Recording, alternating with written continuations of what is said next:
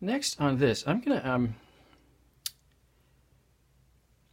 do this yellow and yellow-orange overlap. And the reason that these are tricky are the same reasons they're tricky in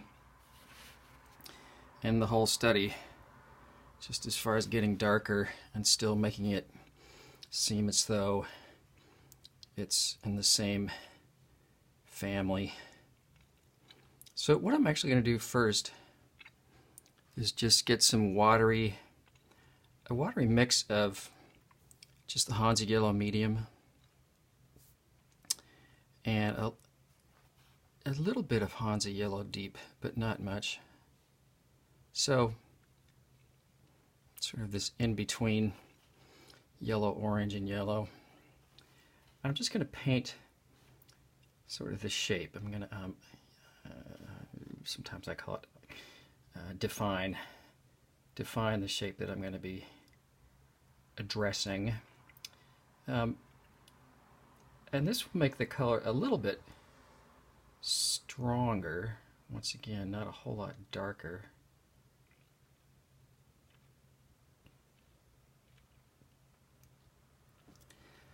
But now I'm going to come back with my smaller brush, and then especially at the edges of a shape like this, I'm going to try to really define where they meet with some darkening at the edges. And I might go sort of darker than I normally would, just to make sure that the shape is defined enough. I mean, that's pretty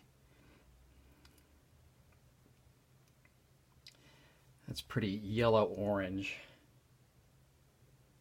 So one could argue that this color wouldn't start showing up until a little bit further on in the color wheel, but I don't care about that. What I am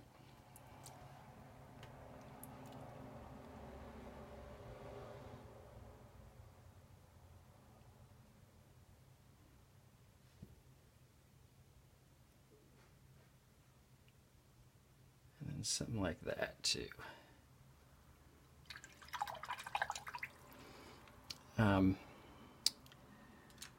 Here's an added bonus as well. I think I might just get some Hansa Yellow Medium watery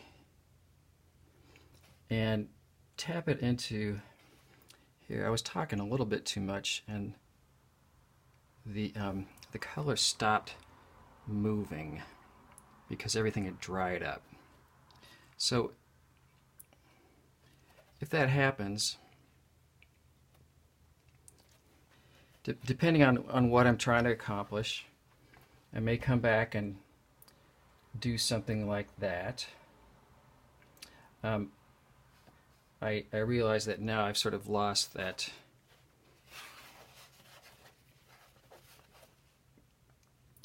the really obvious darkening at the edges, but doing this will also have an effect of just kind of shifting everything to the edges, so there'll be a definition at the edges, but it can be just a little bit more subtle, which can be nice. I'm just sort of quickly trying to get an orange. You can certainly get oranges with yellows and reds. That wasn't very orange, was it?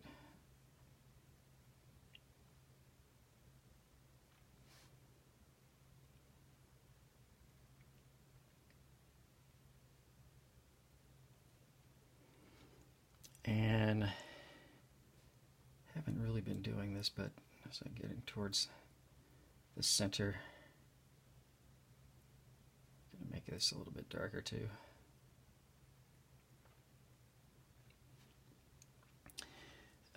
If you've looked at the other ones on getting darker for yellow, another way is by bringing in a little bit of quinacridone burnt orange.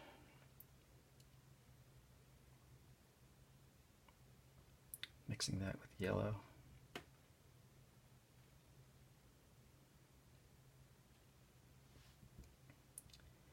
But that's getting closer, that's getting desaturated, and that happens as we go down the value scale.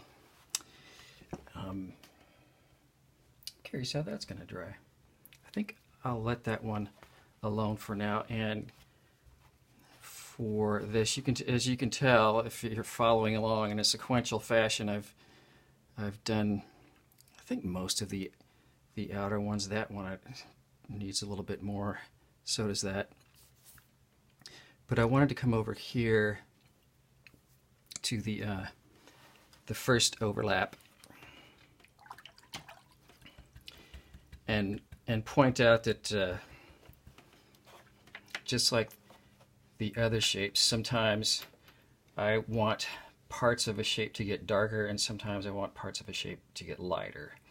So I think the overall value darkness for this this shape is nice, but I would like it to have a little bit more variety.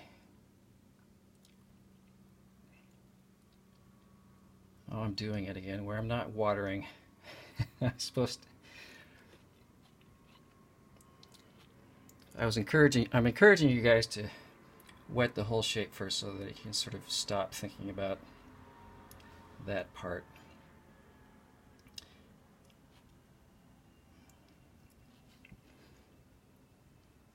So there, I wet the whole shape first.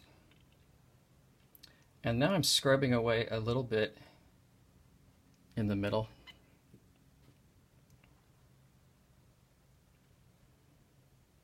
And trying to coax that a little bit, that color a little bit more to the outside edge of that shape.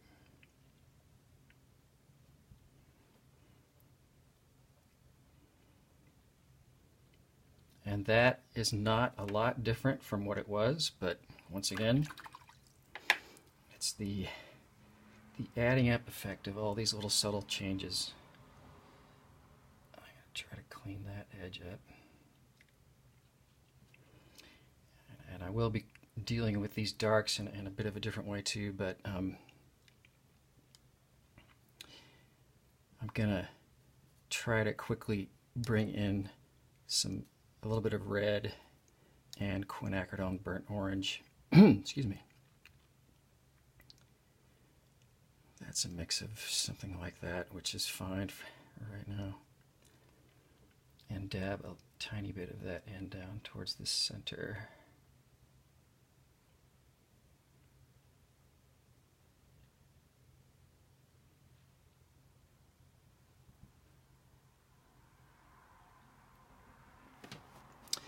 And yeah, these edges are getting lost where there's this, what is that, the second overlap. But we'll be able to deal with that. I'm gonna, yeah, I'll get to that very soon. Let's see, that's drying.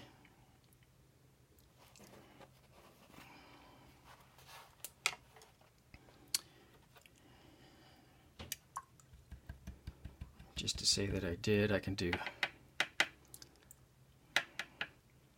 this one a little bit more. So I will wet the shape with just water.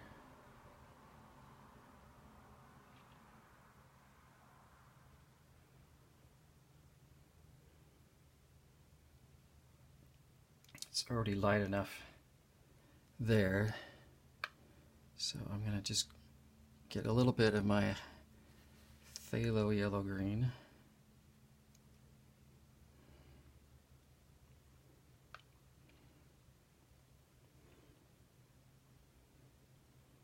Tap in a little bit.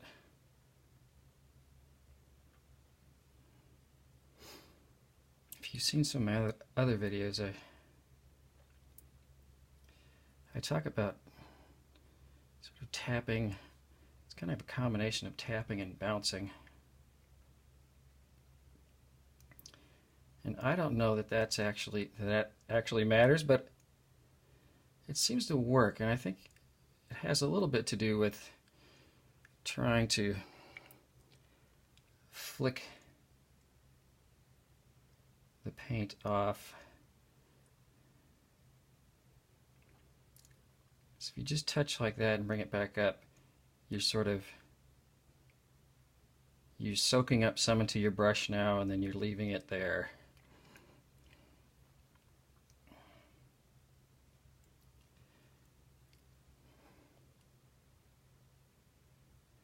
If you sort of flick it in, I feel like it will stays there a little bit more. That's not that much darker.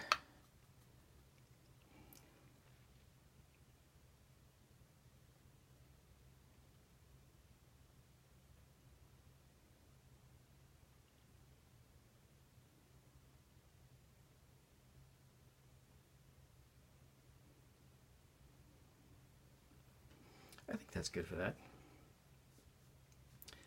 So, yeah, getting there.